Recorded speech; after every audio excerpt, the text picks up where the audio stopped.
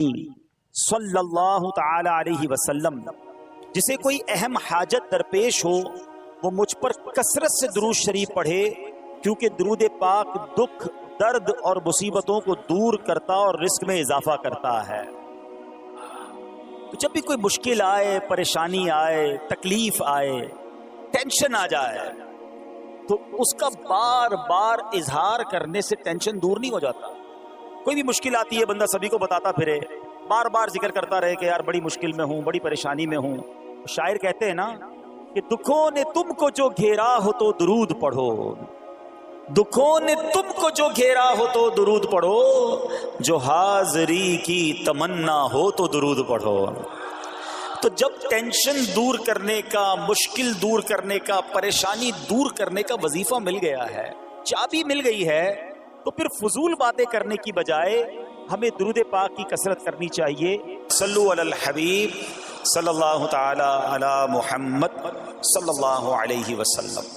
آج میں آپ کو اللہ کے ایک نبی کا واقعہ سنانا چاہتا ہوں۔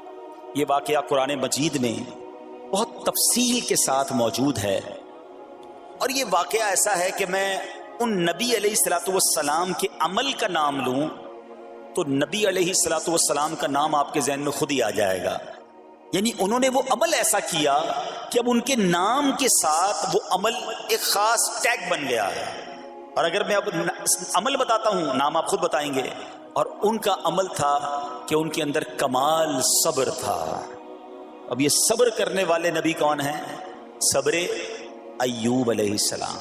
مشہور ہے دنیا میں کہ ایوب علیہ السلام کا جو صبر ہے وہ ضرب المثل بن گیا، وہ ایگزامپل بن گیا۔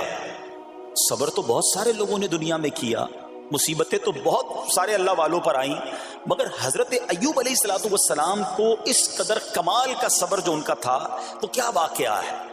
تو آج مشکلیں ہیں، پریشانیاں ہیں، ٹینشن ہیں، لوگ جب پریشان ہوتے ہیں تو صبر کا دامن تھامنے کی بجائے نارملی بے صبری، شکوے اور شکایات کی طرف جاتے ہیں۔ تو زندگی میں جب بھی کوئی معاملہ آئے نا، ہمیں اللہ کے کلام کی طرف رجوع کرنا چاہیے، اللہ والوں کی سیرت کی طرف رجوع کرنا چاہیے، اور رب کریم کے جو منتخب ترین بندے ہیں، دنیا کے افضل ترین جو افراد ہیں، وہ انبیاء کرام علیہ الصلوۃ والسلام ہیں۔ تو ہمیں جب بھی کوئی پرابلم آئے، جب بھی کوئی مسئلہ درپیش ہو، پہلے دیکھیں اللہ والوں نے اس موقع پر کیا کیا تھا، قرآن کیا کہتا ہے، حدیث کیا کہتی ہے، تو پھر زندگی میں چیزیں آسان ہو جاتی ہیں۔ تو حضرت ایوب علیہ الصلوۃ والسلام کی سیرت کے بارے میں جانتے ہیں کہ آپ حضرت اسحاق علیہ الصلوۃ والسلام کی اولاد میں سے ہیں، اور ان کی والدہ حضرت لوط علیہ الصلوۃ والسلام کے خاندان سے ہیں۔ اللہ تعالیٰ نے آپ کو ہر طرح کی نعمت سے نوازا تھا۔ آپ حسن و صورت والے بھی تھے، یعنی آپ کو اللہ پاک نے بہت خوبصورت بھی بنایا تھا، اور اللہ کریم نے مال بھی بہت دیا، اولاد میں بھی کثرت دی، ویل آف لائف تھی، خوبصورتی بھی ہے، مال بھی ہے، اولاد بھی ہے۔ اچھا، پھر ظاہر مال تھا تو گھر بھی تھے، جانور بھی تھے۔ اس زمانے میں جو ویلتھ ہوتی تھی، جو پیسہ ہوتا تھا، وہ جانوروں کی صورت میں ہوتا تھا۔ آج کل لوگ گاڑیاں رکھتے ہیں، سونا زیورات رکھتے ہیں، اس زمانے میں جانور ہوتے تھے۔ بلکہ اب بھی اگر پاکستان کے بھی آپ انٹیریئر کے ایریا میں چلے جائیں، گاؤں گوٹھ میں جائیں، تو لوگ اپنا مال و دولت سے جانور ہی خرید رہے ہوتے ہیں۔ ان کے نزدیک یہی ان کا جو ہے وہ جو بھی ان کا کاروبار ہوتا ہے اور مال ہوتا ہے۔ اب آپ پر امتحان آیا، آزمائش آئی، اور وہ آزمائش کیسے آئی کہ پہلے آپ کا مکان گرا، اور خاندان کے جتنے افراد تھے اور آپ کے بیٹے تھے، جتنے بھی آپ کے بیٹے تھے نا، وہ سب اس مکان کے تلے دب کر انتقال کر گئے۔ اللہ اکبر۔ آپ کو آ کر خبر دی جاتی گئی کہ حضور آپ کا مکان گر گیا ہے، آپ کے بچے دب گئے اور دب کر ان کا انتقال ہو گیا ہے۔ آپ فرماتے تھے میرا کیا ہے، جس کا تھا اس نے لے لیا، جب تک اس نے مجھے دے رکھا تھا وہ میرے پاس تھا، جب اس نے چاہا اس نے واپس لے لیا، اسی نے دیا تھا نا۔ تھوڑی دیر بعد خبر آئی کہ آپ کے جتنے جانور تھے، ہزارہا اونٹ تھے، بکریاں تھی، ریوڑ کے ریوڑ تھے، سارے جانور جو ہیں وہ مر گئے۔ کسی نے آ کر کہا کہ اب آپ کی جتنی دولت تھی، جتنے جانور تھے، وہ بھی مر گئے۔ سبحان اللہ۔ آپ اللہ کا شکر بجا لاتے کہتے یا اللہ جو رب کا تھا اس نے واپس لے لیا, اسی کا تھا جتنی دیر چاہا میرے پاس رہا, واپس لے لیا اس نے. میں اپنے رب کی رضا پر راضی, میں اس امتحان پر راضی ہوں. اللہ اکبر. اب کیا ہوا کہ آپ کی تمام کھیتیاں اور جو باغات تھے, بہت بڑی زمینیں تھی, بڑے بڑے کھیت تھے, وہ بھی سارے کے سارے برباد ہو گئے. کسی نے آ کر بتایا کہ حضور اب تو کھیت بھی گئے, اب باغات بھی گئے. آپ نے فرمایا کہ جس کا تھا اس نے لے لیا, میں اس کی رضا پر راضی ہوں. جب تک میرے پاس تھا وہ میرے پاس تھا, اب رب نے واپس لینا چاہا تو اس نے لے لیا. اب he was empty handed, یعنی اب کچھ بھی نہیں تھا, نہ بچے ہیں, نہ مال ہے, نہ جانور ہے, نہ مکان ہے. مگر حضرت ایوب علیہ السلام کی زبان پر پھر بھی شکر ہے, اب بھی شکر ہے, شکوہ نہیں ہے کہ اللہ میں تیری رضا پر راضی ہوں. لیکن ابھی امتحان ختم نہ ہوا تھا, اور اس امتحان کے پیچھے بعض مفسرین نے ایک اور قول بھی نقل کیا کہ شیطان نے حضرت ایوب علیہ السلام کو دیکھ کر اللہ کی بارگاہ میں کہا کہ مولا یہ تیرا بندہ اس لیے تیرا شکر گزار ہے کہ تو نے اسے بڑا نوازا ہے, بڑا مال دیا ہے, اولاد دی ہے, گھر دیا ہے. اب رب کریم نے حضرت ایوب پر امتحان بھیجا تاکہ پتا چلے کہ میرے نیک بندے امتحان کے بعد بھی صبر کرتے ہیں. لیکن اب سب چلا گیا نا, تو شیطان نے کہا کہ ابھی جان تو باقی ہے نا, صحت تو باقی ہے. اللہ اکبر. مزید آزمائش آئی اور یہ ہوا کہ آپ کو بیمار کر دیا گیا. مبارک جسم پر بڑے بڑے آبلے پڑ گئے, پھوڑے جس کو کہتے وہ پڑ گئے. اس حال میں آپ کے سارے دوست بھی آپ کو چھوڑ کے چلے گئے. آج کل ویسے بھی حال ایسا ہی ہے جناب, جب تک پیسہ ہے, شہرت ہے, آپ کے پاس کوئی مال ہے تو آس پاس بہت سارے لوگ ہوتے ہیں. مگر جب یہ سب چیزیں چلی جائیں نا تو بعض اوقات ایسی کنڈیشن میں اپنے اور پرائیوں کی جانچ بھی ہو جاتی ہے کہ اب کون کھڑا ہے. دوستی مال کے لیے تھی, دوستی شہرت کے لیے تھی, دوستی منصب کے لیے تھی, یا کسی کی ذات سے واقعی خالص دوستی تھی. اب کیا ہوا, آپ کے سارے رشتہ دار, سارے دوست بھی دور چلے گئے, سوائے آپ کی فرما بردار زوجہ تھی جن کا نام تھا رحمت بن افراہیم, اور یہ حضرت یوسف علیہ السلام کی پوتی بھی تھی, اللہ کے نبی کی آل سے تھی. وہ آپ کی خدمت کرتی رہی. اب جسم پر پھوڑے ہیں, آبلے ہیں, ایک بیوی ہے, نہ پیسہ ہے, نہ مال ہے, نہ بچے ہیں, واٹ ایور جو تھا سب ختم. مگر زبان ہے کہ اس پر پھر بھی اللہ کا ذکر جاری ہے, پھر بھی شکر جاری ہے, پھر بھی صبر ہے. بات کرنا آسان ہے جناب, مشکل آئے اور صبر کرے بندہ. اصل امتحان یہ ہے, زبان پر شکوائے رنجو علم لایا نہیں کرتے, زبان پر شکوائے رنجو علم لایا نہیں کرتے, نبی کے نام لیوا غم سے گھبرایا نہیں کرتے. ہم میں سے کسی پر ایسی آزمائش نہیں آئی نا, چھوٹی موٹی آزمائشیں تو آتی رہیں گی. ایک بات یاد رکھنا, یہ زندگی کی جو گاڑی ہے نا یہ مسائل کے پہیوں پر ہی چلتی ہے. ہمیں بعض اوقات کسی کی گاڑی, کسی کا مکان, کسی کا خوبصورت چہرہ, کسی کی مسکراہٹ دیکھ کر لگتا ہے یار یہ تو دنیا کا سب سے سخی آدمی ہے. ایسا نہیں. تو یہ نہ سمجھے کہ سارا جہان جناب سخی ہے اور میں اکیلا دکھی ہوں, ایسا نہیں ہوتا. بلکہ ہر اس جہاں میں تقریباً ہر بندہ ایسا ہوتا ہے جس کے ساتھ کوئی نہ کوئی دکھ لگا ہوا ہوتا ہے, کوئی نہ کوئی پریشانی ہے. کسی کو مال کی پریشانی, کسی کو روزگار کی پریشانی, کسی کو بیماری لگی ہے, کسی کو اور ٹینشن ہے. تو یہ کبھی بھی نہ سوچے کہ میں زندگی گزاروں گا اور کوئی ٹینشن نہیں آئے گی. تیار رہو امتحان کے لیے, امتحان ضرور آنا. اب کمال یہ ہے کہ اس امتحان میں پاس کون ہوتا ہے. حضرت ابراہیم پر امتحان آیا, زبان پر صبر ہے, شکر ہے, شکوہ نہیں ہے. اب کیا ہوا کہ آپ کا سال ہاں سال تک یہ حال رہا. یہ 2-4 مہینے کا پرابلم نہیں تھا, کئی سال تک آپ بیمار رہے. آپ کی زوجہ جو ہے وہ خدمت کرتی رہی. اچھا یہاں ایک غلط فہمی دور کر دوں کہ کچھ لوگ یہ کہتے ہیں, یہ کتابوں میں پتہ نہیں کچھ کتابوں میں لکھ دیا گیا کہ حضرت ایوب علیہ السلام کو معاذ اللہ کوڑ کی بیماری ہو گئی تھی. ایسا بالکل نہیں تھا. کوڑ کی بیماری نہیں ہوئی تھی, بلکہ نہ کوڑ ہوا نہ جزام ہوا. آپ کو جسم پر پھوڑے پھنسیاں جن کو کہتے ہیں آبلے نکل آئے تھے. کیونکہ کوڑ کی بیماری وہ ہوتی ہے کہ جس سے لوگ نفرت یا حقارت کرتے ہیں. اللہ کے کسی بھی نبی کو کبھی بھی کوئی ایسی بیماری نہیں ہوئی جس کی وجہ سے لوگ اس سے حقارت یا نفرت کریں یا دور بھاگیں، کیونکہ اللہ نے ان نفوس قدسیہ کو، ان نیک بندوں کو، ان منتخب شخصیات کو لوگوں کی ہدایت کے لیے بھیجا ہے۔ ان کو کبھی کوئی ایسی چیز نہیں ہوئی کہ جس سے لوگ گھن کھا کر دور بھاگیں، تو یہ بالکل غلط ہے۔ البتہ آپ کے جسم پر آبلے تھے، پھوڑے تھی، اور اللہ اکبر، آپ اس حال میں کیا رب سے عرض کرتے تھے؟ آپ عرض کرتے تھے، قرآن میں یہ الفاظ موجود ہیں، انی مسنی الضر وانت ارحم الراحمین۔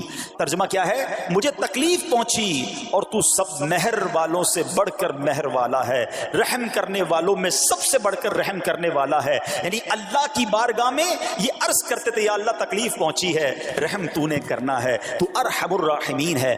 زمانے سے نہیں کہتے تھے۔ یہاں ایک اور پرابلم ہے، میں کوئی مسئلہ ہوتا ہے، پرابلم آتی ہے، ہم ساری دنیا سے کہتے ہیں یہ مسئلہ ہو گیا، یہ پرابلم ہو گئی۔ نہیں، ساری دنیا میں سے کوئی آپ کا مسئلہ حل نہیں کر سکتا۔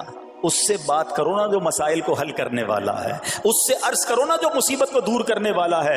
ادھر ادھر جانے کی بجائے پرابلم یہ ہے، جب بھی مشکل آتی ہے ہم سب کے پاس جاتے ہیں، ہم رب کے پاس نہیں جاتے ہیں۔ جاؤ اس کے پاس جو حل المشکلات ہے، جو مصیبتوں کو حل کرنے والا ہے، اس کی بارگاہ میں فریاد کرو۔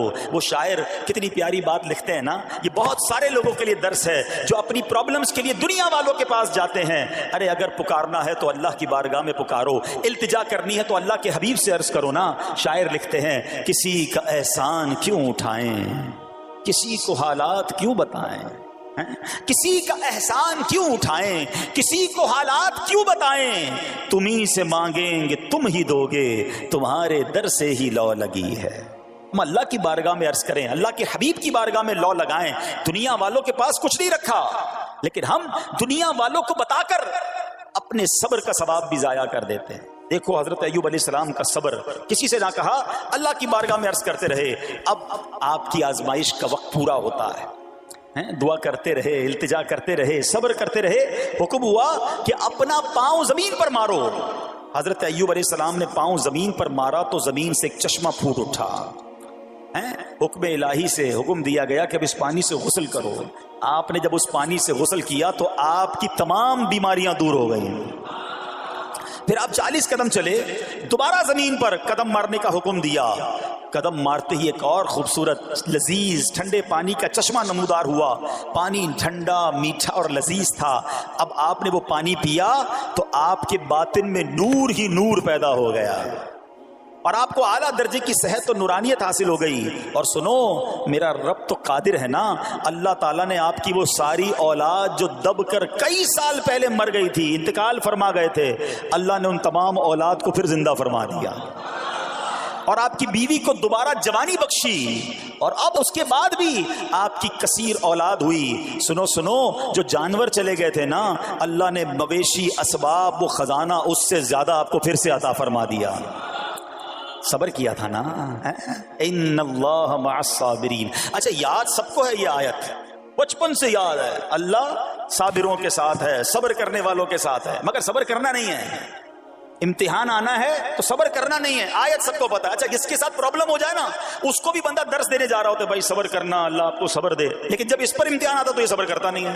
دوسروں کو درس دے رہا تھا، آج تیری باری آئی ہے نا، اس صبر کا دامن نہ چھوڑیں۔ میں آپ کو ایک بات سوال پوچھنا چاہتا ہوں، آج کل ہم بڑے لوگوں سے تعلقات کیوں بنانے کی کوشش کرتے ہیں؟ یار جب کوئی مشکل ٹائم آئے گا نا تو یہ بندہ کام آئے گا، یہ پیسے والا دوست ہے، یہ اس کے تعلقات بہت ہیں، اس کی گورنمنٹ میں بات ہے، اس کی وکیلوں میں بات ہے، 4-5 ایسے دوست ہونے چاہیے۔ یہ ڈاکٹروں کے اندر بڑی اچھی اس کی دوستی ہے، کوئی ڈاکٹر کا بھی کام آئے گا تو یہ بندہ کام آ جائے گا۔ ہم دنیا والوں سے تعلقات اس لیے بناتے ہیں تاکہ یار مصیبت آئے تو یہ بندہ کام آئے، اور نارملی اکثر ایسا ہوتا ہے کہ جس سے امید رکھی ہوتی ہے مصیبت کے وقت غائب ہو جاتا ہے۔ لیکن رب خود قرآن میں فرما رہا ہے، ان اللہ مع الصابرین، صبر کر لو، اللہ کی رحمت تمہارے ساتھ ہو جائے گی۔ اب میں آپ سے سوال کرتا ہوں، دنیا کے تعلقات ہوں یہ ضروری ہے یا یہ فائدہ مند ہے، یا بندہ صبر کر لے تو اللہ کی رحمت ساتھ ہو جائے، سارے غم ویسے ہی دور ہو جائیں گے؟ صبر، اس کو نہیں چھوڑنا ہے۔ تو حضرت ایوب علیہ السلام کی زندگی میں ایک اور واقعہ یہ ہوا کہ جب آپ بیمار تھے، آپ کو پتہ جب بندہ بیمار ہوتا ہے تو بعض اوقات اس کی طبیعت میں کیفیات بھی ہوتی ہیں، تو آپ نے اپنی زوجہ کو پکارا، تو آپ کی زوجہ کچھ دیر میں حاضر ہوئی، تو آپ نے جلال میں آ کر اس کو 100 درے اپنی زوجہ کو 100 کوڑے مارنے کی قسم کھا لی. اب جب صحت آ گئی تو قسم تو آپ نے کھائی ہوئی تھی, تو اب کیا کرتے؟ اس بیوی نے تو خدمت بھی بہت کی تھی, اب اسے کوئی خاص کیفیت تھی, آپ نے قسم اٹھا لی تھی. سبحان اللہ. ایوب علیہ الصلوۃ والسلام کو اللہ کریم نے قرآن میں کیا حکم دیا کہ اے ایوب آپ ایک یعنی 100 جس کو کہتے ہیں تنکے 100 تنکوں والی جھاڑو لیں اور اس جھاڑو کو ایک مرتبہ اپنی بیوی کو مار دیجئے تو آپ کی قسم جو ہے وہ پوری ہو جائے گی, یعنی قسم کا کفارہ نہیں دینا ہوگا. اللہ اکبر. اللہ نے اس نبی علیہ السلام کی فرما بردار بیوی کی جو سزا تھی یا جو معاملہ تھا اس کو کتنا آسان فرما دیا. تو رب کریم نے قرآن مجید فرقان حمید میں اس کو کس طرح بیان فرمایا, وَخُذْ بِيَدِكَ ضِغْثًا فَاضْرِب بِهِ وَلَا تَحْنَثْ, فرمایا کہ اپنے ہاتھ میں ایک جھاڑو لے کر اسے مار دے اور قسم نہ توڑ. اِنَّا وَجَدْنَاهُ صَابِرًا, فرمایا ہم نے اسے صابر پایا. نعم العبد, کیا اچھا بندہ. اِنَّهُ اواب, بے شک وہ بہت رجوع لانے والا ہے. ارے آج دنیا کسی کو کہے یہ صبر والا ہے, حضرت ایوب کی شان دیکھو کہ رب فرما رہا ہے قرآن میں اِنَّا وَجَدْنَاهُ صَابِرًا, اور ہم نے ایوب کو صبر کرنے والا پایا, صابر پایا. اللہ حضرت ایوب کے صبر کے صدقے ہمیں بھی صابرین میں شامل فرما لے. اللہ اکبر. سبحان اللہ. اور رب کریم نے جو اواب فرمایا, علماء کہتے ہیں کہ یہ اواب کے لاجواب خطاب کو جو آپ کے سر مبارک پر ایک تاج کی طرح رکھ دیا گیا, کیونکہ اواب کے معنی کیا ہے؟ انہو اواب, بے شک وہ بہت رجوع لانے والا ہے. اللہ اکبر. صبر کیا تو رب نے کیسے کیسے القاب جو ہیں وہ قرآن میں عطا فرمائے. یہاں ایک اور بات بھی سیکھنے والی ہے کہ حضرت ایوب علیہ السلام کے صبر کا کمال یہ ہے کہ قرآن میں ذکر آ گیا. اب صبح قیامت تک حافظ تلاوت کریں گے, تراویح میں قرآن پڑھا جائے گا, جب بھی قرآن کی تلاوت دنیا کے کونے کونے میں کی جائے گی, قیامت تک حضرت ایوب کے صبر کا ذکر ہوتا رہے گا. جب آپ صبر کرتے ہیں اللہ رسول کو راضی کر لیتے ہیں, اللہ ان ناموں کو بلند فرما دیتا ہے. بہرحال میرے پیارے اسلامی بھائیوں, اب یہاں تھوڑا سا ایک شرعی مسئلہ بھی سمجھ لیں. بعض اوقات ہے کہ آپ لفظ سنتے ہیلا, اچھا کچھ لوگ جب یہ لفظ ہیلا سنتے ہیں تو کنفیوز ہو جاتے ہیں, یار یہ کیا, ایک کام کرنا تھا اس کو ایک اور طریقے سے کر دیا, ہمیں سمجھ نہیں آ رہا. عجیب عجیب سی لوگ باتیں کرتے ہیں. سبحان اللہ. علماء فرماتے ہیں پہلے ہیلے کا مسئلہ سمجھ لیں. فتاوی عالمگیری میں ہے جو ہیلا کسی کا حق مارنے یا اس میں شبہ پیدا کرنے یا باطل ذریعے سے فریب دینے کے لیے کیا جائے وہ مکروہ ہے, اور جو ہیلا اس لیے کیا جائے کہ آدمی حرام سے بچ جائے یا حلال کو حاصل کر لے وہ اچھا ہے. انما الاعمال بالنیات, غلط نیت سے ہیلا کہ کسی کا حق دبا لوں یا معاذ اللہ زکوٰۃ ادائی نہ کرنی پڑے, اللہ کو کوئی دھوکہ نہیں دے سکتا, اللہ دیکھ رہا ہے کہ اس کی نیت کیا ہے. لیکن ہیلا اس لیے ہے کہ حرام سے بچ جائے, حلال حاصل کر لیا جائے. تو اس کی جو جواز کی صورتیں ہیں علماء نے فرمایا یہ آیت اس میں دلیل ہے, اور آیت کیا تھی؟ وَخُذْ بِيَدِكَ ضِغْثًا فَاضْرِب بِهِ وَلَا تَحْنَثْ, اور فرمایا اپنے ہاتھ سے ایک جھاڑو لے کر اسے مار دو اور قسم نہ توڑو. قسم تو 100 کوڑے مارنے کی تھی, اللہ کریم نے آسانی کا راستہ بتایا. ہاں ایک بات یاد رہے, یہ بڑی امپورٹنٹ بات کرنے جا رہا ہوں کہ مفتیان کرام, قابل اعتماد مفتیان کرام سے رہنمائی لے کر ہم جیسے لوگوں کو, عوام الناس کو کوئی ہیلا اپنے طور پہ نہیں کر لینا چاہیے. ہاں کیونکہ بعض ہیلوں کی شرعی طور پر اجازت نہیں ہوتی, اور بعض اوقات ہیلا کرنے میں ایسی غلطی لوگ کر جاتے ہیں جن کی وجہ سے ہیلا ہوتا ہی نہیں ہے. تو یہاں صرف آپ کو دلیل بتانا تھا, باقی اگر کسی قسم کا کوئی شرعی ہیلا کرنا ہے تو قابل اعتماد مفتیان کرام سے رجوع کیا جائے. سبحان اللہ. اب حضرت ایوب علیہ السلام کے صبر کی بات ہوئی ہے نا, اللہ نے پتہ ہے آپ کو کتنا مقام عطا فرمایا کہ نبی کریم صلی اللہ تعالی علیہ وآلہ وسلم نے ارشاد فرمایا حضرت ایوب لوگوں میں سب سے بڑھ کر عالم, صابر اور غصہ پینے والے تھے. حضرت ابن مسعود رضی اللہ تعالیٰ عنہ سے مروی ہے کہ حضرت ایوب علیہ السلام قیامت کے دن صبر کرنے والوں کے سردار ہوں گے. ہاں صبر کرنے والوں کے بھی سردار ہوں گے. اچھا بعض اوقات ہوتا کیا ہے, اچانک کوئی پرابلم آ گئی, کہیں آگ لگ گئی, گاڑی میں نقصان ہو گیا, پیسے چوری ہو گئے, موبائل چوری ہو گیا, کوئی چیز میں نقصان ہو گیا, کاروبار میں نقصان ہو گیا, صحت خراب ہوئی. بندہ کہتا ہے یار یہ میرے ساتھ کیوں ہوا ہے, میں نے ایسا کیا کیا ہے. بعض اوقات زبان سے شکوے شکایت, حالانکہ قرآن مجید فرقان حمید نے تو پہلے ہی ہمیں بتا دیا ہے. ہمارا پرابلم پتہ ہی کیا ہے, ہم بہت ساری باتیں جانتے ہیں دنیا کی, قرآن و حدیث پڑھتے نہیں ہیں تو مینٹلی پریپیئرڈ نہیں رہتے. آپ کو پہلے ہی پتا ہو کہ یار گرمیاں آنے والی ہیں تو اچانک گرمیاں آئیں گی تو پریشان نہیں ہوں گے نا. آپ کو پتا تھا جون جولائی میں گرمی ہوتی ہے بھائی, سردیاں نہیں ہوتی. آپ پنکھا بھی تیار رکھتے ہیں, ٹھنڈا پانی کا انتظام بھی رکھتے ہیں, گرمی کے وقت باہر کم نکلتے ہیں. اور سردیاں آتی ہیں آپ کو پہلے ہی پتا ہوتا ہے, رضائی تیار کر لیتے ہیں, سویٹر نکال لیتے ہیں. ایسا نہیں ہوتا کہ صبح اٹھتے تو 40 ڈگری ہوتا ہے, دوسرے دن اٹھتے تو 5 ڈگری ہوتا ہے. بندہ کہ یار آج ٹھنڈ کی ہو گئی, کل گرمی کی ہو گئی. مینٹلی پریپیئرڈ جب بندہ ہوتا ہے تو وہ تیار ہوتا ہے. اگر جو قرآن پڑھنے والا ہے, حدیث پڑھنے والا ہے, اس کو تو پہلے ہی مینٹلی پریپیئرڈ ہونا ہے. کیوں؟ قرآن کا وعدہ ہے نا, قرآن کا اعلان سنو. اللہ کریم قرآن مجید میں کیا ارشاد فرماتا ہے؟ بسم اللہ الرحمن الرحیم وَلَنَبْلُوَنَّكُمْ بِشَيْءٍ مِّنَ الْخَوْفِ وَالْجُوعِ وَنَقْصٍ مِّنَ الْأَمْوَالِ وَالْأَنفُسِ وَالثَّمَرَاتِ وَبَشِّرِ الصَّابِرِينَ. اور ضرور ہم تمہیں آزمائیں گے. کیا فرمایا؟ ضرور آزمائیں گے, تیار رہو. دیر از ایگزامینیشن. اچھا, آزمائش کن کی چیزوں کی ہوگی؟ سبحان اللہ, قرآن نے لسٹ بھی دے دی ہے کہ آزمائش کیا ہوگی. فرمایا کچھ ڈر سے, اچانک خوف آ جاتا ہے نا, کوئی دشمن آ جاتا ہے, کوئی دھمکی دے رہا ہوتا ہے, اچانک حالات خراب ہو جاتے ہیں, دل میں خوف بیٹھ جاتا ہے. پھر فرمایا بھوک سے, مال کم ہو گیا, تنگی آ گئی تو بھوک سے. پھر فرمایا کچھ مالوں اور جانوں اور پھلوں کی کمی سے. کبھی کاروبار میں نقصان ہوگا, کبھی کسی کے باغات ہے تو باغ فصل اجڑ سکتی ہے, آپ کو کوئی نقصان ہو سکتا ہے, کسی جگہ آگ لگ سکتی ہے, اور جانوں کی کمی سے بیماری بھی آ سکتی ہے. مگر آگے کیا فرمایا؟ وَبَشِّرِ الصَّابِرِينَ. خوشخبری سنا ان صبر والوں کو. اور جب سبحان اللہ یہ ایگزام آتا ہے نا, جو اس ایگزام سے نکل جاتا ہے تو رب نے فرمایا خوشخبری ہے. اللہ اکبر. ہم نے زندگی میں دیکھا ہے جس نے مصیبت پر صبر کیا, اللہ کی رضا پر راضی رہا, اللہ نے مشکل سے بھی نکالا اور پہلے سے اسے زیادہ عطا فرما دیا. ہمارا پرابلم ہی ہم ٹیسٹ میں فیل ہو جاتے ہیں.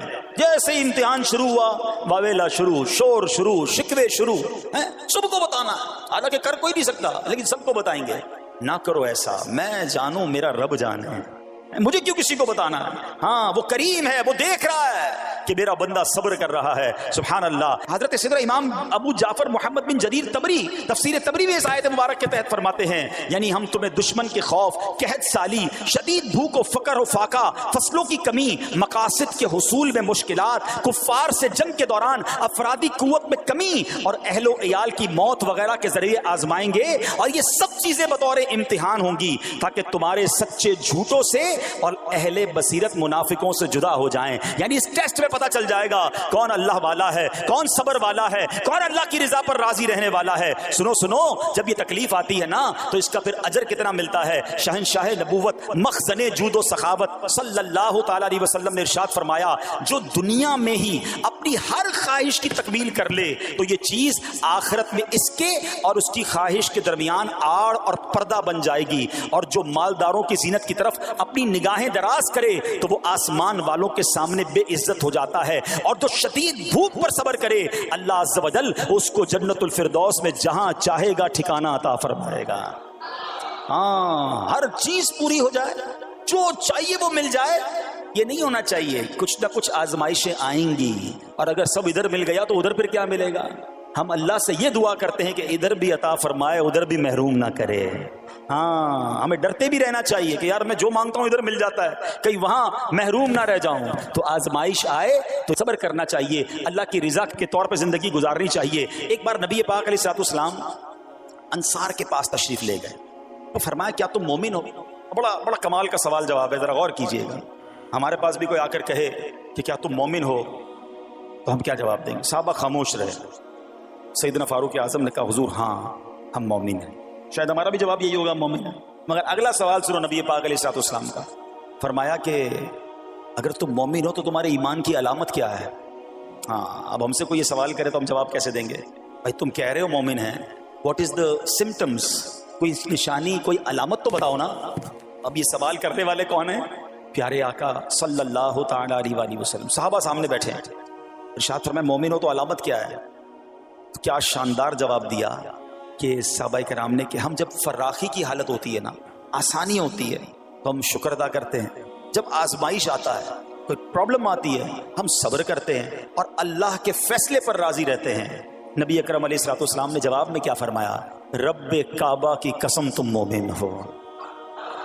تو پتہ یہ چلا کہ مومن ہونے کی نشانی یہ ہے کہ جب اچھے دن آئیں تو شکر کرے اور مشکل کے دن آئیں تو اللہ کی رضا پر، اللہ کے فیصلوں پر راضی رہے، صبر کرے۔ اب آؤ سوال کرتے ہیں، اچھے دن آتے تو ہم کیا کرتے ہیں؟ ارے بھائی میں تو انتظار میں تھا، تھوڑے پیسے آئیں تو فلاں عیاشی کروں، فلاں گناہ کروں، تھوڑے پیسے تھے تو وہ کام ہی نہیں کر پا رہا تھا، اب تو موقع میں لگا ہے، اب تو دن آئے ہیں۔ معاذ اللہ، جس کو اللہ نعمتیں دیتا ہے، فراخی دیتا ہے، تو وہ اللہ کی نافرمانی میں لگ جاتا ہے، اور جب اس کو کوئی آزمائش بھیجتا ہے تو وہ ناشکری کہہ کر، بلکہ بعض اوقات تو کفریہ کلمات منہ سے نکال کر ایمان سے بھی ہاتھ دھو بیٹھتا ہے۔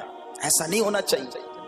عقل مند وہ ہے، یاد رکھنا کہ رب جتنی عطائیں بڑھائے ہم اتنے سجدے بڑھائیں، ہم اتنے صدقے بڑھائیں۔ دیکھو نا دنیا میں کیا ہوتا ہے، آپ کو کوئی تحفہ دے، آپ کیا کہتے ہیں؟ شکریہ، جزاک اللہ۔ دوبارہ تحفہ دے، آپ کہتے ہیں بہت مہربانی۔ تیسری بار دے، بندہ کہ یار یہ تو مجھ پر کتنا مہربان ہے۔ اتنی مہربانیاں، ناراض نہیں ہونا چاہیے۔ جو تمہیں دنیا میں 2-4 تحفے دے دے، تم اسے ناراض نہیں کرنا چاہتے۔ جب سے میں پیدا ہوا، جب سے وہ نواز رہا ہے، وہ ناراض نہ ہو جائے اس کا کوئی خیال نہیں، وہ دیے جا رہا ہے۔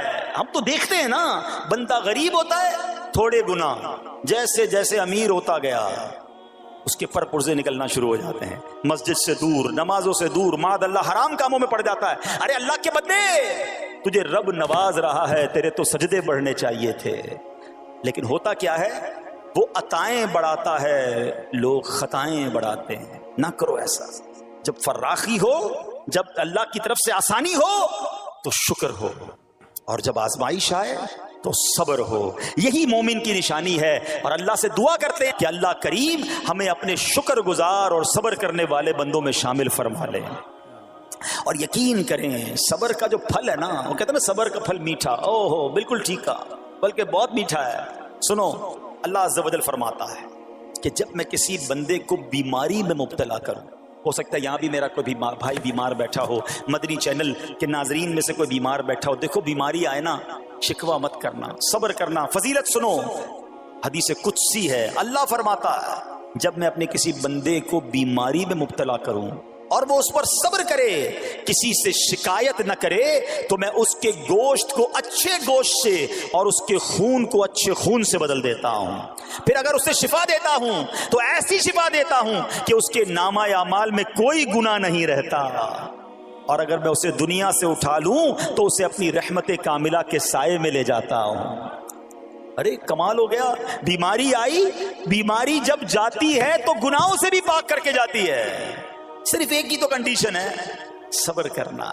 بیماری آئی، صبر کرنا، ہاں کسی سے بات نہ کریں، شکوہ نہ کریں، اللہ کی بارگاہ میں عرض کریں مولا تیری مہربانی، ہاتھ میں درد ہے باقی جسم تو سلامت ہے، اے اللہ آنکھ میں درد ہے باقی جسم تو سلامت ہے، اے اللہ گردوں میں پرابلم ہے میرا باقی جسم تو سلامت ہے، یہ بھی تیری مہربانی ہے۔ اللہ کرے کہ ہم شکر گزار بندے بن جائیں، کیونکہ یہ بیماری تو ہمارے گناہ معاف کروانے آئی تھی، مگر افسوس یہ ہے کہ جو گناہ معاف کروانے والا کام ہمارے ساتھ ہوا اس میں بھی ہم نے اللہ کو ناراض کر دیا اور شکوے شکایات کی۔ سنو اس نے اخلاق کے پیکر نبیوں کے تاجور صلی اللہ تعالی علیہ وسلم نے ارشاد فرمایا، ابھی تو صرف بیماری کی بات ہوئی نا، اب آؤ اگر کسی کو کاروبار میں نقصان ہو گیا، کسی کے پیسے کم ہو گئے، کسی کی جان و مال کا کوئی نقصان ہوا، کوئی آگ وغیرہ لگ گئی، سنو اللہ کے حبیب علیہ الصلوۃ والسلام فرماتے ہیں کہ اللہ ارشاد فرماتا ہے، پھر حدیث قدسی ہے کہ جب میں اپنے کسی بندے کے بدن یا اس کے مال یا اس کی اولاد کی طرف کوئی سختی بھیجوں، پھر وہ صبر جمیل کے ساتھ اس کا استقبال کرے،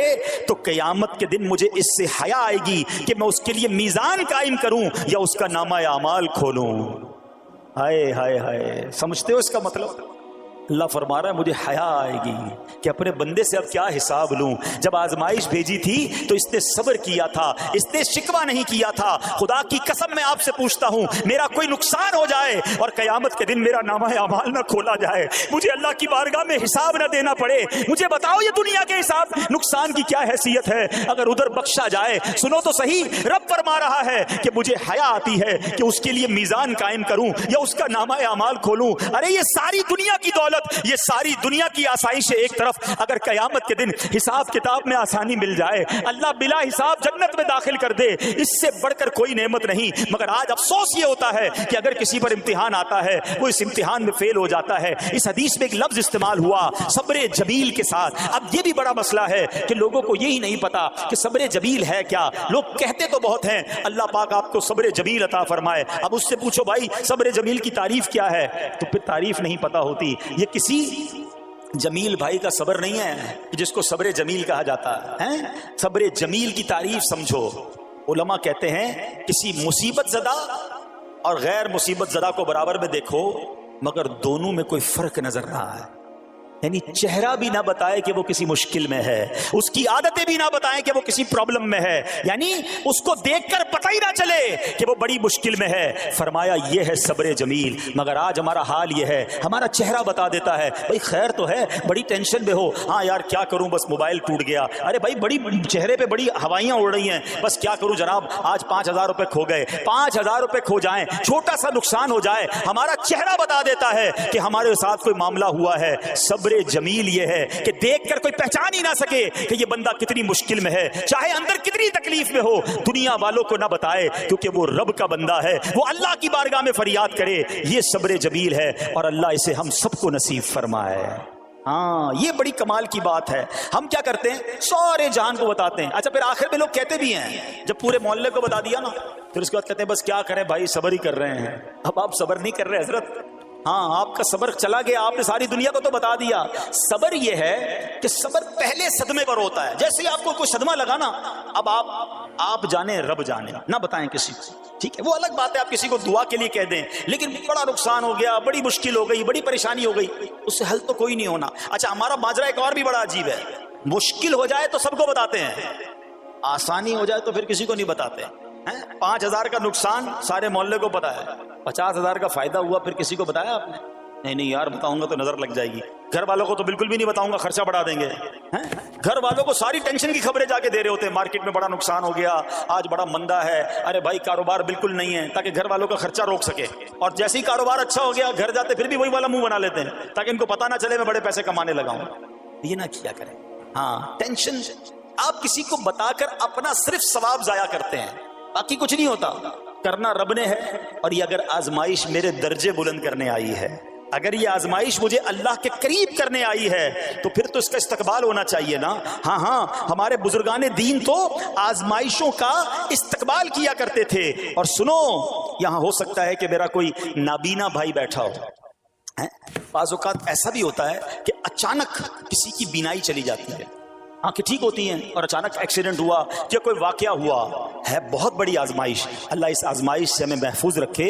मगर देखो मेरे रब की शान देखो, जब भी कोई तकलीफ आती है ना, बंदा सब्र करे, उस तकलीफ का अजर तैयार है, उसका कमाल से उसकी रहमत तैयार है, रहमत की बरसात तैयार है। सुनो, अल्लाह फरमाता है कि ए जिब्राइल, जब मैं अपनी किसी बंदे की बीनाई ले लूं तो उसका अजर यह है कि मैं उसे अपने दीदार से मुशर्रफ फरमाऊंगा। हाँ, आंखें गई हैं, मगर अल्लाह फरमाता है मैं अपना दीदार करवाऊंगा। बस सिर्फ सब्र करना है। इसी तरह मेरे प्यारे इस्लामी भाइयों, बाज लोगों के यहाँ बच्चे का इंतकाल हो जाता है, छोटे छोटे बच्चों का इंतकाल हो जाता है, या बाज़ औक़ात पैदाइशी बच्चा मरा हुआ होता है, पैदा उसका इंतकाल हो जाता है, या बाज़ औक़ात विलादत से पहले ही बच्चा ज़ाया हो जाता है। बहुत शोर, बड़ा वावेला, बड़ा रोना पीटना घरों में होता है। मत किया करो ऐसा। यकीन करें ये बहुत बड़ा इनाम तुम्हें मिलने जा रहा है। ऐसा ना हो ये रोना पीटना, ये बेसब्री, ये अल्लाह की बारगाह में शिकवे शिकायत, इतने बड़े तुम अजर से महरूम रह जाओ। सुनो, अल्लाह के आखिरी नबी सल्लल्लाहु ताला अलैहि वसल्लम ने फरमाया, जिस मुसलमान जोड़े के 3 बच्चे इंतकाल कर जाएं, अल्लाह अज़्ज़ व जल उन बच्चों पर फजल व रहमत करते हुए इन दोनों यानी माँ बाप को जन्नत में दाखिल फरमाएगा। सहाबाए कराम ने अर्ज की, किसी के 2 बच्चे, फरमाया 2 बच्चे भी, फिर अर्ज की और 1, फरमाया 1 भी, फिर फरमाया उस जात की कसम जिसके कब्ज़े कुदरत में मेरी जान है, जिस औरत का कच्चा बच्चा फौत हो जाए यानी हमल जाया हो जाए और वो उस पर सब्र करे, तो वो बच्चा अपनी माँ को अपनी नाफ के जरिए खींचता हुआ जन्नत में ले जाएगा। ये तो जन्नत का टिकट था। مگر شکوے شکایات الامان والافیز، گھر میں موت میت کو نقصان ہو جائے، ہماری عورتیں ہمارے گھر کے افراد وہ واویلا کرتے ہیں. معاذ اللہ، بعض اوقات تو کفریہ کلمات زبان پر ہوتے ہیں. معاذ اللہ ثم معاذ اللہ، کہتے کہ اللہ کو ہمارا ہی گھر ملا تھا، اتنے چھوٹے بچے کا کیا قصور تھا. استغفر اللہ. یہ تمہارے جملے، ایک تو گھر میں مصیبت پہلے ہی آئی ہوئی ہے اور تم اللہ پر اعتراض کر کے معاذ اللہ اللہ کو ظالم کہہ کے اپنا ایمان بھی ضائع کر بیٹھے. یہ تو اس سے بڑی مصیبت ہو گئی نا. تو نہ کریں ایسا. سیکھو. آج میں نے آپ کے سامنے حضرت ایوب علیہ السلام کی سیرت اور قرآنی واقعہ بیان کیا کہ سب کچھ چلا گیا مگر وہ اللہ کی رضا پر راضی تھے. رب نے انہیں صبر کرنے والا بندہ بھی فرمایا اور ساری نعمتیں پہلے سے زیادہ عطا فرما دی. ہاں بالکل نوازا جائے گا. صبر کا دامن اگر نہ چھوڑیں. سنو ہمارے اسلاف کیسے صبر کرتے تھے. حضرت سیدنا فتح موصلی رحمت اللہ تعالی علیہ کی زوجہ محترمہ رضی اللہ تعالی عنہا کا پاؤں پھسل گیا اور ان کا ناخن ٹوٹ گیا. وہ مسکرانے لگی. اللہ اکبر. کبھی کبھی ہمارا بھی ناخن ٹوٹا ہوگا، بہت تکلیف ہوتی ہے. ناخن ٹوٹے تو جان نکل جاتی ہے مگر آپ مسکرانے لگی. کسی نے پوچھا کہ آپ کو ناخن ٹوٹنے کا درد نہیں ہوا، آپ مسکرا رہی ہیں؟ تو فرماتی ہیں کہ اس درد پر جو ثواب ملے گا نا، مجھے درد پر صبر کروں گی اور جو مجھے اس پر ثواب ملے گا تو اس ثواب کے تصور نے میرے درد کی تلخی کو دور کر دیا. ہائے ہائے ہائے، یہ ہے اللہ والے. ہاں صبر کرنا کوئی ان سے سیکھے. میرے پیارے اسلامی بھائیوں، احادیث میں روایتوں میں یہ مضمون ملتا ہے کہ اللہ کریم کی بارگاہ میں بندے کا کوئی درجہ رکھا ہوتا ہے. یعنی اللہ کی رضا یہ کہ بندہ اس سٹیج تک پہنچ جائے، اس درجے تک پہنچے، مگر وہ نماز کے ذریعے، روزوں کے ذریعے، عبادتوں کے ذریعے اس درجے تک نہیں پہنچتا. پھر اللہ اس پر آزمائش بھیجتا ہے کہ میرا بندہ صبر کر لے تاکہ صبر کر کے اس درجے کو حاصل کر لے. ہائے ہائے، یعنی مجھ پر کوئی آزمائش آئی تھی میرے درجے بڑھانے، مگر ہائے میری بے صبری کہ میں نے وہ درجہ پانے کا موقع ضائع کر دیا، میں نے وہ ثواب پانے کا موقع ضائع کر دیا. خدا را یاد رکھنا، اگر کسی آزمائش سے گزر رہے ہو تب بھی، اور اگر آئندہ کوئی آزمائش آئے، صبر کا دامن نہ چھوڑنا. یہ تصور کر لینا کہ یہ میرے گناہ معاف کرنے کا ذریعہ بن رہا ہے، یہ میرے درجے بڑھانے کا ذریعہ بن رہا ہے. اور سنو، جب مصیبت آئے تو پڑھنا کیا ہے. رسول اللہ صلی اللہ تعالی علیہ وآلہ وسلم نے فرمایا جو مصیبت کے وقت انا للہ و انا الیہ راجعون کہتا ہے تو اللہ عز و جل اس کی پریشانی دور فرما دیتا ہے اور اس کے کام کا انجام اچھا فرماتا ہے اور اسے ایسا بدل عطا فرماتا ہے جس پر وہ راضی ہو جاتا ہے. تو یہ پڑھ لیں، لیکن شکوہ نہ کریں. دنیا والوں کو بتانے کی حاجت نہیں. اچھا، وہ جو میں بات کر رہا تھا کہ تکلیف سب کو بتانی ہے اور راحت کے بارے میں کسی کو کوئی شکر کرتا ہوا نظر نہیں آتا. ایک بار ایک شخص کے سر پر جو ہے نا وہ تکلیف ہوئی نا، سر میں درد ہو گیا. اس نے پٹی باندھی اور گھومنے لگا. اس زمانے میں حضرت رابعہ بصریہ رضی اللہ رحمت اللہ تعالی علیہا، اللہ کی بہت بڑی ولیاں ہیں. آپ نے اس کو دیکھا کہ کیوں پٹی باندھی ہے؟ وہ کہتا سر میں درد تھا اس لیے پٹی باندھی ہے. بات تھوڑی سی باریک ہے، سمجھدار لوگ سمجھیں گے. اس لیے پٹی باندھی ہے کہ سر میں درد تھا. اللہ اکبر. اس اللہ والی نے پتہ کیا کہا؟ آپ کہتی ہیں کبھی صحت کی پٹی بھی باندھی ہے؟ یہ جملہ ہے بڑا سمجھنے والا ہے. یعنی اللہ نے اتنے دنوں تک صحت میں رکھا تو کسی کو نہیں بتایا، اور تھوڑے دنوں کی تکلیف آئی تو پٹی باندھ کے سب کو بتانے چلا ہے کہ رب نے بیمار کیا ہے. ہاں، ہمیں اللہ کریم کی طرف سے آزمائش ہمیشہ تھوڑی آتی ہے. اگر اپنی زندگی کا ہم پورا عرصہ کیلکولیٹ کریں نا کہ بھئی 40 سال کا کوئی بندہ ہو گیا ہے تو کتنے دن ہوئے 40 سال میں؟ ٹھیک ہے، ایک بار کبھی بیٹھ کے اکیلے میں حساب کرنا، اتنے ہزار دن میں نے دنیا میں گزارے، کتنے دن بیمار رہا؟ تو شاید چند دن، 100 دن، 50 دن، 200 دن بنیں گے. کئی ہزار دنوں میں سے اگر چند دن اللہ نے مجھ پر آزمائش ڈالی تو ہزاروں دن راحت بھی تو ڈالی نا، صحت بھی تو عطا فرمایا.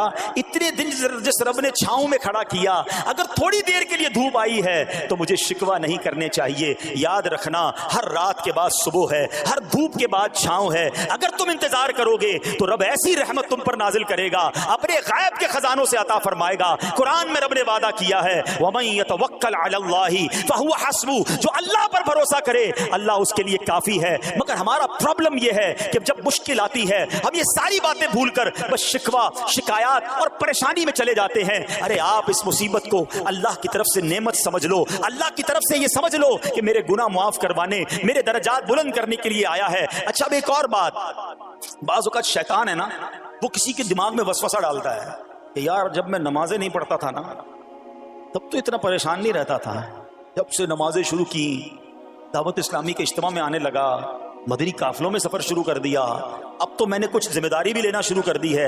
ارے میں نے جب سے امامہ پہنا ہے, یہ داڑھی رکھ لی ہے, میری کوئی اسلامی بہن سن رہی ہے کہ میں بے پردہ گھومتی تھی تو کوئی اتنا ٹینشن نہیں تھا, اب میں نے جناب پردہ کرنا شروع کیا ہے, قرآن پڑھنا شروع کیا ہے تو ٹینشنیں شروع ہو گئی ہیں. اب شیطان بعض لوگوں کے ذہنوں میں یہ وسوسہ ڈالتا ہے کہ میں تو دین کے قریب ہو رہا ہوں, اللہ کے قریب ہو رہا ہوں, اور مجھ پر آزمائشیں کیوں آ رہی ہیں. سنو سبحان اللہ, اللہ کے حبیب علیہ الصلوۃ والسلام کی کیا شان ہے. اعلیٰ حضرت ایسے ہی نہیں کہتے کہ میں نثار تیرے کلام پر ملی یوں تو کس کو زبان نہیں, وہ سخن ہے جس میں سخن نہ ہو, وہ بیان ہے جس کا بیان نہیں. میرے آقا نے کم و بیش 1450 سال پہلے یہ مسئلہ سالو کر دیا. حضرت سیدنا سعد بن ابو وقاص رضی اللہ تعالیٰ عنہ فرماتے ہیں کہ میں نے عرض کی یا رسول اللہ صلی اللہ تعالیٰ علیہ وسلم, سب سے زیادہ مصیبتیں کن لوگوں پر ہیں؟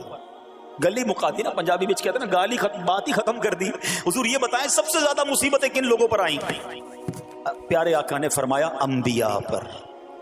اللہ اکبر, اللہ کے سب سے قریب تو انبیاء ہیں نا, انبیاء پر, پھر ان لوگوں کے بعد جو لوگ بہتر ہیں, پھر ان کے بعد جو بہتر ہیں. سنو اب اگلا جملہ, بندے کو اپنی دینداری کے اعتبار سے مصیبت میں مبتلا کیا جاتا ہے. اگر وہ دین میں سخت ہوتا ہے اس کی آزمائش بھی سخت ہوتی ہے, اگر وہ دین میں کمزور ہوتا ہے تو اللہ عز و جل اس کی دینداری کے مطابق اسے آزماتا ہے. بندہ مصیبت میں مبتلا ہوتا رہتا ہے یہاں تک کہ اس کے دنیا میں ہی اس کے سارے گناہ بخش دیے جاتے ہیں.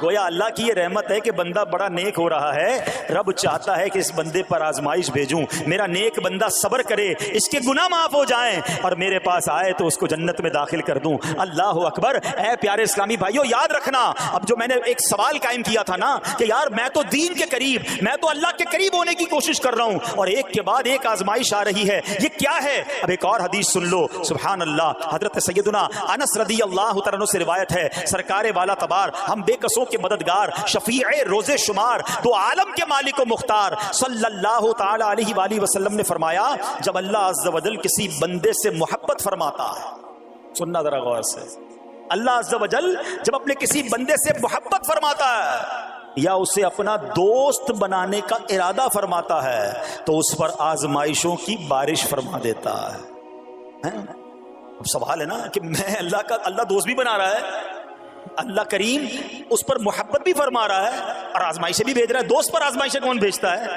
دوست کو تو راحتیں ڈالی جاتی ہیں. ہائے ہائے, اب یہی تو امتحان ہے, یہی تو چیک ہے.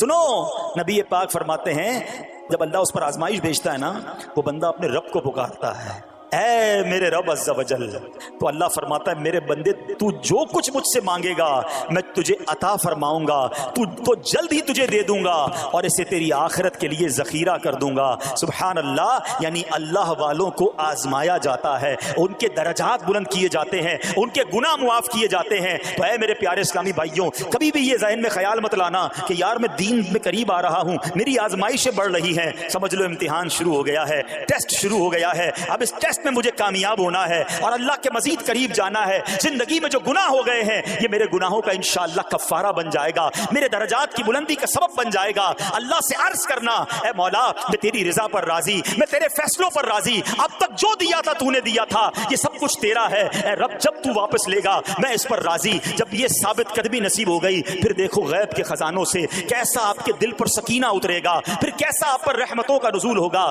تو اے میرے پیارے اسلامی بھائیوں, مصیبتیں آ چکی اور آنے بھی والی ہیں, پہلے ذہنی طور پر تیار رہنا, مگر صبر کرنا. یہ چند دنوں کی, چند گھنٹوں کی, چند لمحوں کی مصیبت ہے, مگر یہ تمہارے درجات کو بلند کر دے گی. رب کریم صبر کرنے والوں کو پسند فرماتا ہے. اور جو میں نے بات کہی تھی کہ صبر بھی کریں اور جب اللہ کریم کی طرف سے راحتیں آ جائیں تو شکر بھی کریں. کیا شاندار رب کا قرآن میں فرمان ہے. اللہ فرماتا ہے وَإِذْ تَأَذَّنَ رَبُّكُمْ لَإِن شَكَرْتُمْ لَأَزِيدَنَّكُمْ وَلَإِن كَفَرْتُمْ إِنَّ عَذَابِي لَشَدِيدٌ. اللہ قرآن میں فرماتا ہے اور یاد کرو جب تمہارے رب نے اعلان فرما دیا کہ اگر تم میرا شکر ادا کرو گے میں تمہیں اور زیادہ عطا کروں گا. ہاں شکر کرو رب اور دے گا، مگر اگلا حصہ سمجھنے والا ہے، اور اگر تم نا شکری کرو گے تو میرا عذاب سخت ہے۔ اللہ نے اپنے عذاب سے بھی ڈرایا ہے اور شکر کرنے کا درس بھی دیا ہے۔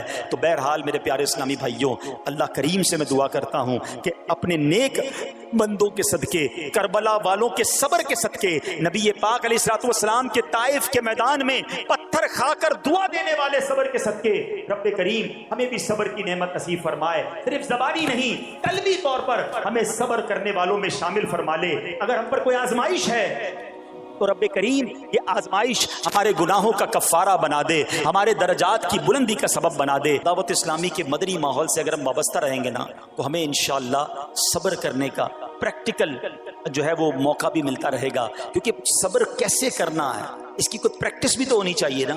تو مدنی قافلے جب ہم اس پہ جاتے ہیں نا تو آرام اپنے گھر جیسا نہیں ملتا، کھانا اپنے گھر جیسا نہیں ملتا، بعض اوقات سفر میں تکلیف ہوتی ہے، تو یہ پریکٹیکلی آپ کو صبر کرنے کا موقع ملتا ہے۔ تو اگر آپ واقعی صابرین میں شامل ہونا چاہتے ہیں تو مدنی قافلوں میں سفر اپنا معمول بنائیں۔ اللہ کریم ہم سب کو مدنی قافلوں میں سفر کی توفیق عطا فرمائے۔